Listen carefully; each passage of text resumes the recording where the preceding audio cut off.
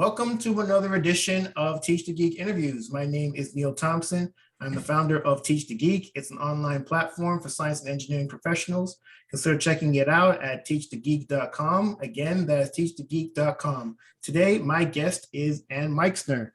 She's an engineer who worked in the semiconductor industry for years before embarking on a different life, founding her business called The Engineer's Daughter. She now consults on semiconductor testing and contributes to engineers' career development. She's keen on passing along her experience to the next generation of engineers, doing so via presentations, webinars, group coaching, and one-on-one coaching. I'm interested to speak with Ann about her time in the semiconductor industry, the motivations to strike out on her own, and her journey in public speaking. Welcome to Teach the Geek interviews, Ann. Thank you, Neil. I'm looking forward to our discussion. Excellent. So from the bit of research I did on you, I saw that you studied electrical engineering. What motivated you to study that? Well, I had a father who was an electrical engineer, and I had a mom who was really good in math, and I heard that math was really needed in electrical engineering. So that's kind of what started me off in that. But what kept me in the field was my exposure to the semiconductor industry, and became fascinated by defects. When I took my first full-time job at IBM in New York, and I got exposed to testing and manufacturing and defects. And I was like, wow, this is really fascinating, right? Things go wrong and you have to find them. Oh yeah, that does sound kind of interesting. But I also saw that you didn't just stop at a bachelor's. You actually went on and got the whole enchilada, the master's and PhD. What was the motivation to get all the degrees? Well, I actually took a break from my undergrad, from my bachelor's, and then I started work at IBM. And while I was a little bored with the work I was doing, I mean, I got fascinated by defects because of exposure, but I was a little bored. So I started a master's in the evening, and IBM kindly reimbursed, paid for that. And as I was going along, I was thinking, I'd really like to try my hand at research and maybe to become a college professor. So that was sort of the motivation to go do that. I had, IBM had a program for educational leave of absence, where you sort of, you maintained a position, or, so to speak, and you received your corporate health care and you could go to graduate school. So that's what I did. Oh, wow. I think you're the second person that I've spoken to that took advantage of a similar program at a company. I'm trying to remember who the other person was. I can't recall right now, but essentially she did the same thing. Her company paid for her to do a PhD while she still was an employee of the company. Because I would think it'd be kind of difficult to having a job and then leaving and then going back to school and being a student all over again and having to give up the salary of that you probably got accustomed to. I did take a 50% cut in pay, but in reflecting upon my career, but this was back in the 80s. I choose my career path based upon wanting to learn something. Even my job that I took at IBM, it was, geez, I'm not really that comfortable in a lab. I have to be comfortable in a lab here. And of course I was uncomfortable when I got there, but my father was always fixing people's television. So I have this, image of you need to be able to work with lab equipment. And my undergraduate degree didn't, had some, but I just didn't feel I was comfortable with it. So I wanted to, so I often choose things, money is usually secondary when I think about what I choose. Yeah, if you're taking a 50% cut, it damn well better be secondary. That's a big cut. So you got a bachelor's, you got a master's, you got a PhD. Out of curiosity, what type of work did you do based on the degree that you had? What kind of differences or similarities were there? I think back at that time, a PhD allows you to really home in on a very specific topic, but it also, the goal of a PhD is sort of become an independent researcher and kind of really hone your analytical skills. So for me, it's about, I have these questions, how do I answer them? And then I took a job at Intel Corporation. I didn't go back to IBM. And I I was in a technology development group, which I describe best as little r, big D. So there's a bit of research, but you're trying to develop technology or introduce technology into the into the manufacturing test processes at Intel. So it was, I actually applied a lot of what I did in my doctoral research or my exposure there to this defect-based test point of view when I got to Intel. And sometimes that's a little unusual when people go from a PhD to a corporate setting, but I lucked out there. And the other thing that in my work at Intel, I was in the business group for technology manufacturing, but I was working with design teams. So I was really, when people talk about, working across cross-functionals, across business groups, I was working across, major divides in some respects, because the executive staff didn't meet until the C-suite, like until,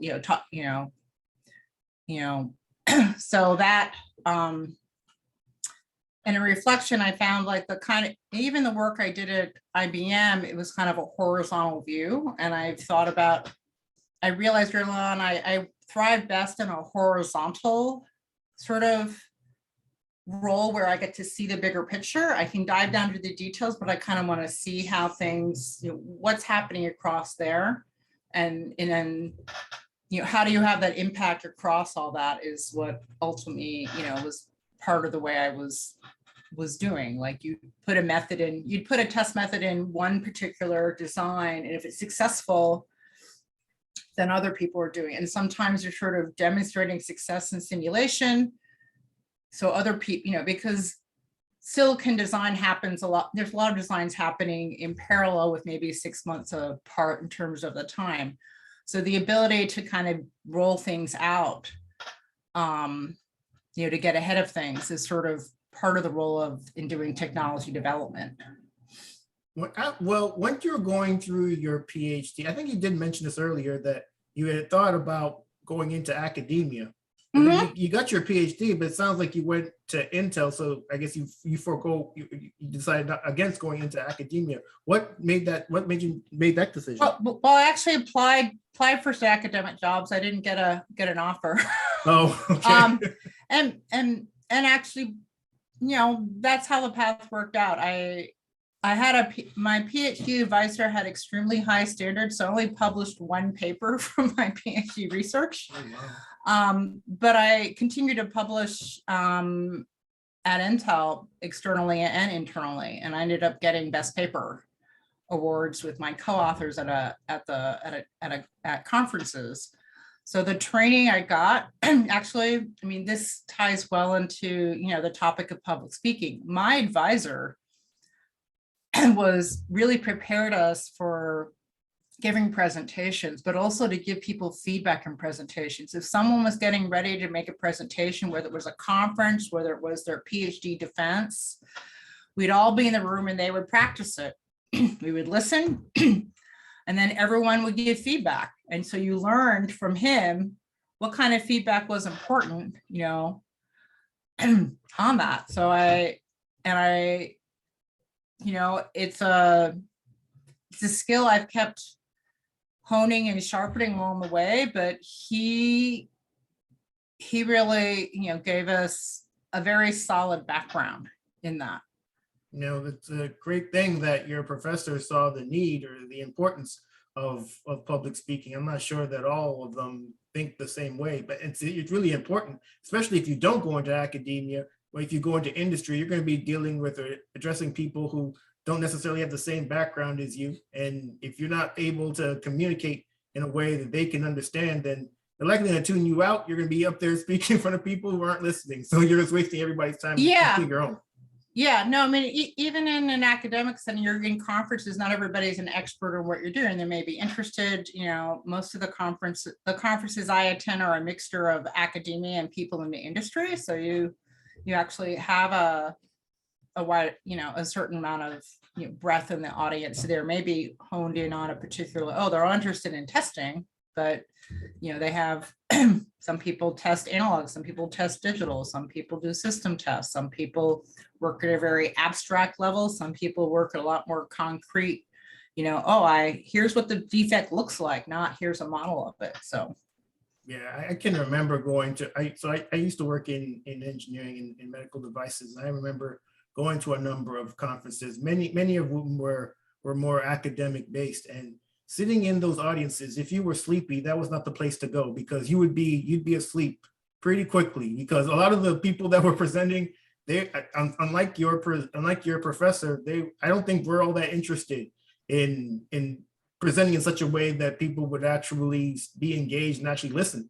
They were just reading their slides and trying to get out of there as quickly as possible. And no, he taught us, you do not put all the words on the slide. He used to say, people can read more quickly than you can talk.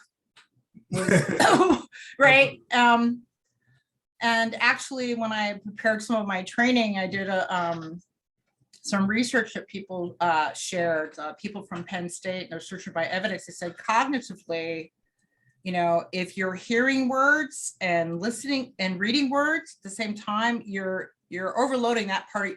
The same part of your brain that processes language is working. But if you have less words and more pictures, right, you're using more of your brain. You're not giving it cognitive overload.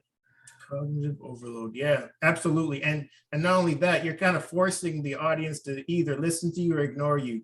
You're eliminating the option of them just reading your slides. And right. So I think if you do that, then it's a 1 in 2 chance that they listen as opposed to a 1 in 3. So yes, you up your odds. Yes. No, definitely. If you give them less to read, then they're kind of forced. Oh, I really need to listen. The words are sort of cues or sort of main points, but that's not what you're talking to. Yeah, reading slides. Oh gosh, that's a death. Yep, absolutely. So you worked in the semiconductor industry for a number of years, starting off at IBM, and then eventually you ended up at Intel. Perhaps there are other places in between and after. But then you decided, I'm going to leave all that. I'm going to start the engineer's daughter. What was the motivation for that decision? Well, let me be New York City blunt. I didn't leave Intel by choice. Oh, it's like that, huh? Okay. I like to describe, I departed from Intel, not my choice. Okay. And so, it was, it's a layoff situation, especially after you've been there for decades, is quite emotionally charged. And when as I thought about what to do next, I had a big severance given to me, and I had a bunch of money, socked away and various sorts. And I thought, I've always worked for large organizations. Grad school is a little different, but I mean, I worked at government labs when I was in college, summer jobs. I worked, for IBM. I was like, I wonder what this solo, self-employment is. And in Portland, Oregon, there are a lot of people who I would say live the multi-gig lifestyle. Like they don't have a job, but they have different revenue streams. And I even saw that I'm a professional ski instructor on the weekends, and there are people they work the season as a full-time instructor and then they do something else. So I kind of was exposed to some of that, and I thought, unlike some of my peers, who had families and children to put through college, I could I had less personal financial responsibility. I thought, let me take a risk, having no idea. It was not planned. It wasn't like I could plan out. Some people, when they leave to something, like it's sort of a planned activity. And I looked at my skills and what I do. Like, well, I have all this deep expertise. Maybe I can get paid for that, I like helping other engineers grow. I mean, it's part of in a large corporation, part of how you are evaluated, sort of when you take those technical paths, is, are you growing others? Are you giving classes? Are you mentoring? Or, and growing others actually helps you, in your career. in terms of other things. So for instance, I developed a class with other people called IO Design for Test, Basics and Theory and Practice. And as I was starting out on my own, I went to some event and this engineer comes like, oh, hi, Anne, I'm Jeffrey. And I was like, oh, you taught that class, right? So years later, he remembered that I taught a class. And then he told me more about it and I talked, and he's consulting. So it was someone to talk about. So it's interesting how helping other people's grow, comes back a number of years later because they remember you taught them and they appreciated it. Nice. So, well, I'm sorry that things didn't end the way you would have liked at Intel, but it seems like it worked out pretty well because you ended up on this other path that perhaps you hadn't even thought about up until that point.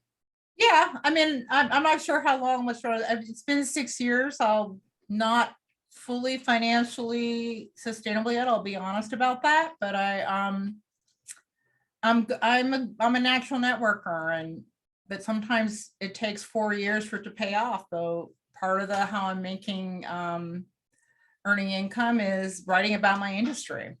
I write for an online publication called semiengineering.com and about 1 article a month and sometimes 2. And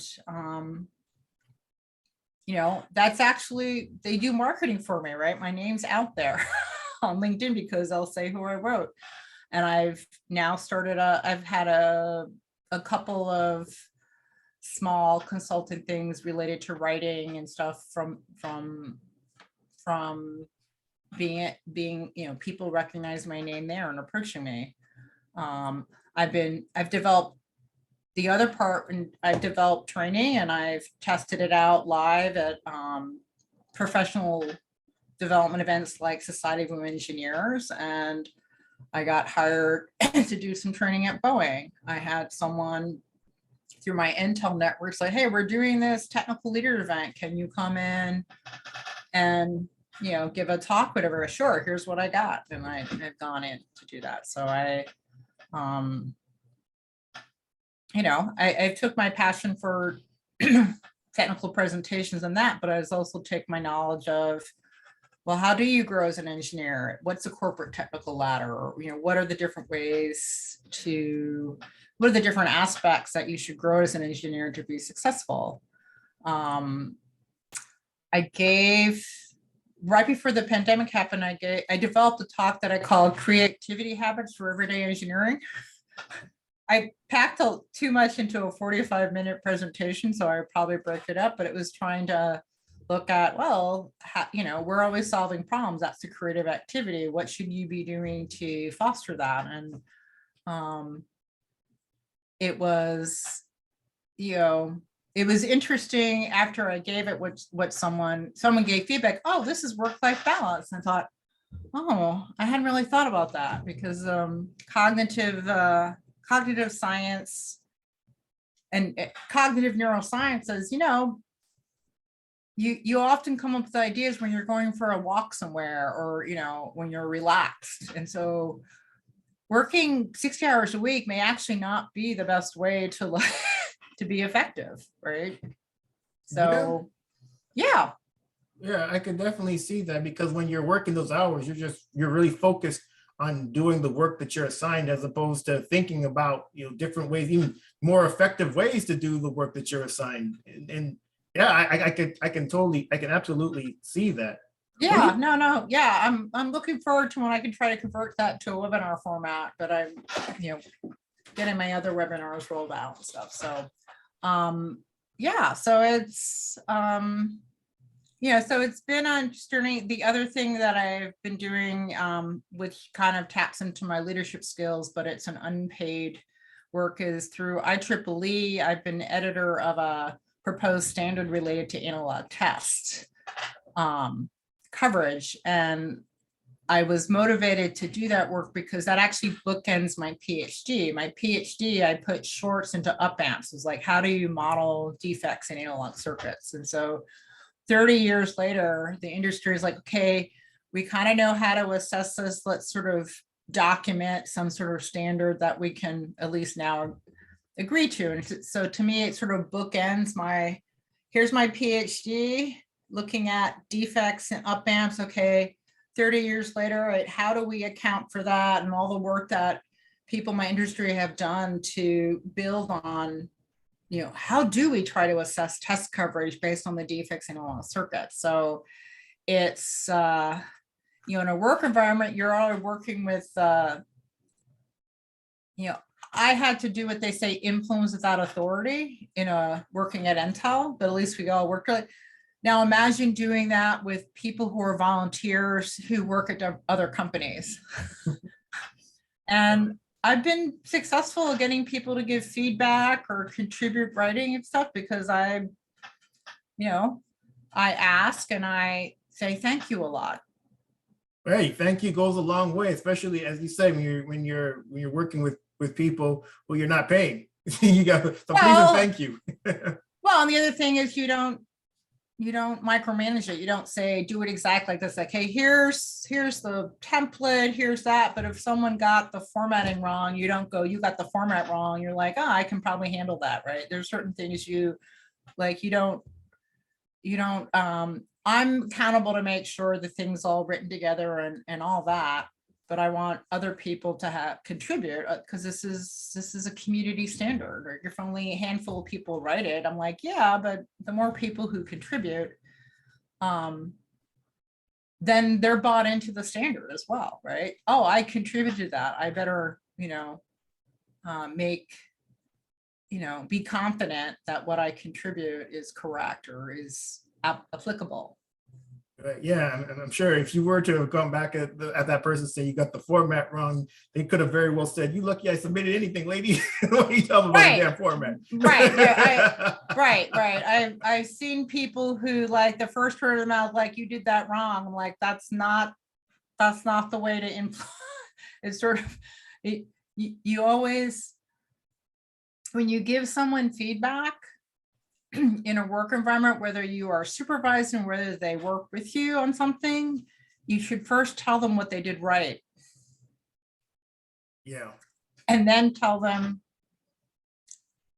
next time, could you do this differently? Because it would help me, right? And I actually experienced that with the person who's the editor-in-chief of the publication that I write for. I noticed early on, the first thing he does is tell me what I did right. This was well reported. Next time, can you edit it a bit more so I don't have to do so much work, right? Or next time do that, right? And it's like, I've worked long enough to go, that's a good boss. Because they first said, here's what went well. Here's what I'd like you to do, improve upon, right? Yeah. And it's always improve upon. It's not like you did it wrong. Right. And hey, it's great that you were able to take that feedback gracefully, because you very well could have said, "Oh, you want me to edit? Well, that's going to cost you." But yeah, you're absolutely right. I guess it's called that sandwich method. You start with the good stuff, and then the things that you can improve on, and you end on a good note. I've definitely heard that way of giving feedback, and I think it can be very well effective. So from the work that you do, and you did mention that you've done presentations in front of other people. When it comes to those presentations, is there any kind of process that you have to put them together? And if so, what is it? Well, I think over the decades, I like to be clear on the intent of what I want to accomplish with the presentation. Like what is the purpose? And, part of that is, well, do I want them to do anything? Am I just informing what I'm doing, or do they want them to take some kind of action, or am I asking for help? There's a lot of different things that I cover in the training that I offer, but it's knowing what's my purpose and who is my audience, and really understanding. And often in a corporate setting, you have different audience types in there. Right? It can be as simple as engineer and manager or upper management, or it could be more nuanced, like, okay, I got test people in there, I got failure analysis people, and I got designers in there. They have some different perspectives in that. I think that developing your slides, or I'm dating myself, we called them slides back then, or your PowerPoint, content in terms of what's the flow of the information, right? That, and, you know, keeping the words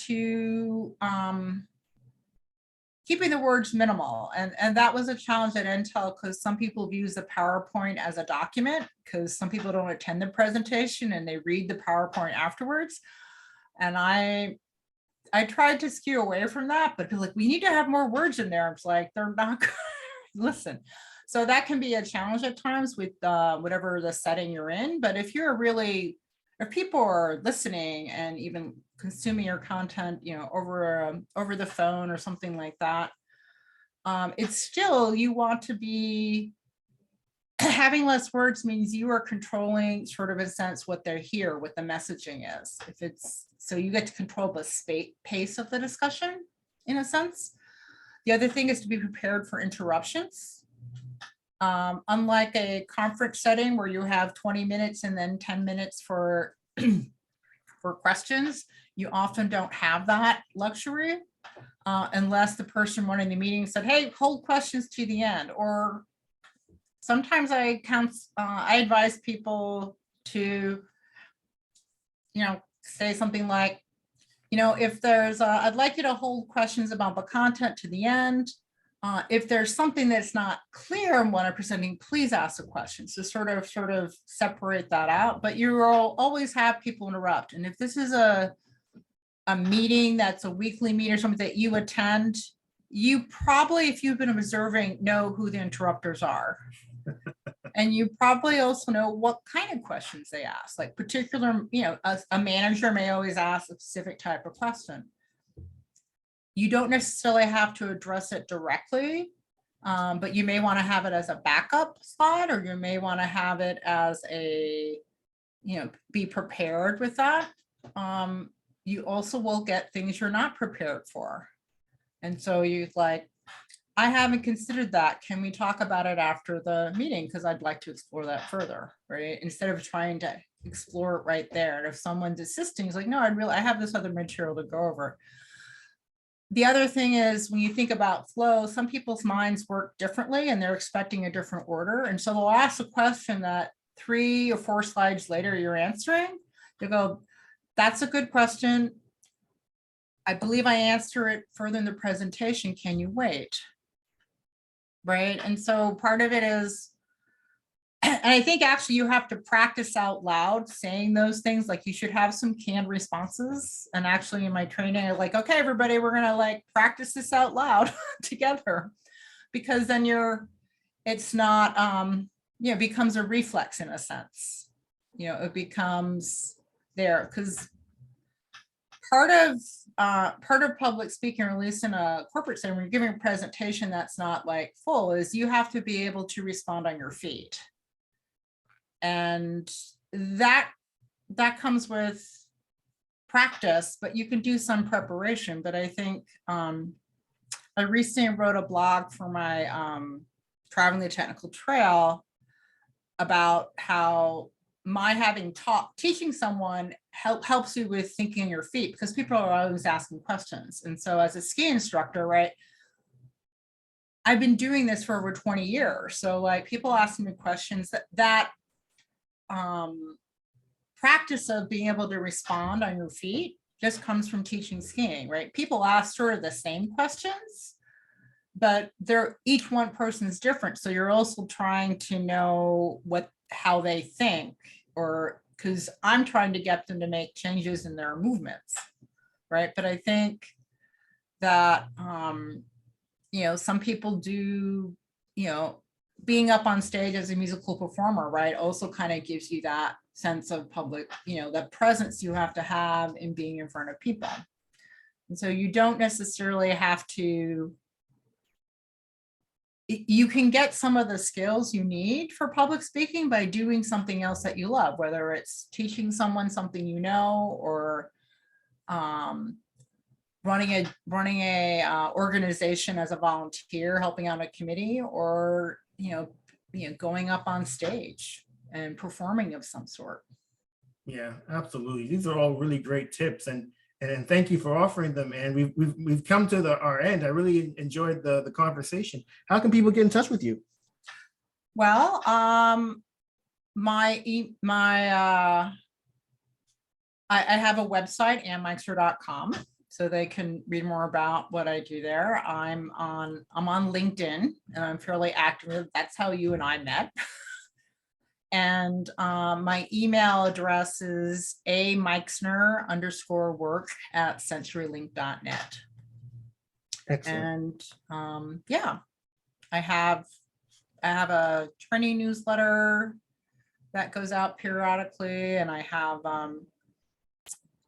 I'm starting sort of like an informal group coaching thing called Traveling the Technical Trail. And so I'm excited about having discussions with engineers who are kind of trying to maintain their technical path, but knowing that there are a variety of skills you need to learn and develop. Excellent. Well, everybody, that marks the end of another edition of Teach the Geek interviews. My name is Neil Thompson, founder of Teach the Geek. It's an online platform for science and engineering professionals. Consider checking it out at teachthegeek.com. Again, that's teachthegeek.com. Until next time, take care and stay safe. Thanks, Anne. You're welcome. Bye-bye.